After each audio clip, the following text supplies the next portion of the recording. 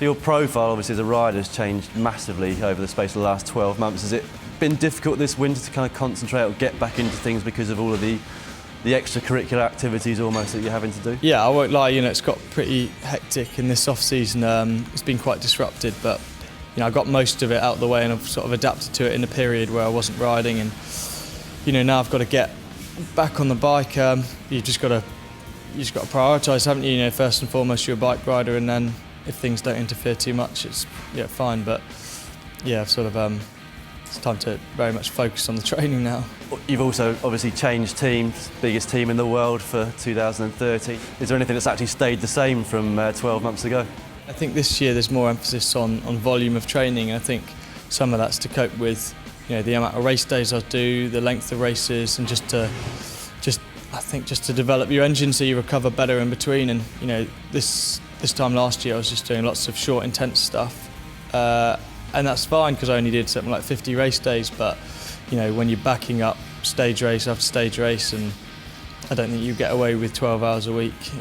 Have you got your objectives set out for next season already, or at least the early part of the season? Not yet, just because I don't know my programme exactly, but I've been told the Ardennes week are going to be, I think that's going to be my first goal, so obviously to be going well there. And this year I went out, as soon as the season started I was sort of on my best form, so I've got to delay that a bit this year. So I'm not flying in February, I'm trying to peak in April, but just to get that out of the way, and then hopefully get a Grand Tour as well, the Vuelta or something. Something like Liège, they're not long climbs, but they're just long enough. The the Cauberg wasn't that wasn't super selective, and we saw that, and then maybe someone more explosive than myself is better suited to that. But I think the Worlds was long and it was a good field, but when you've got World Tour teams and everyone's got 8 guys or whatever, I think it's going to be harder again, so still a bit unknown. Not really, no. Once I found out I was doing the Worlds, I went out and did a 3-day block, of like 220 to 250 Ks, just on my own in the hills, and I was right after that, so I don't think that's a massive issue for me. Right, who's going to be Team of the Year in 2013? Got to say it, haven't I, Team Sky? Who's going to be the top GC contenders next year?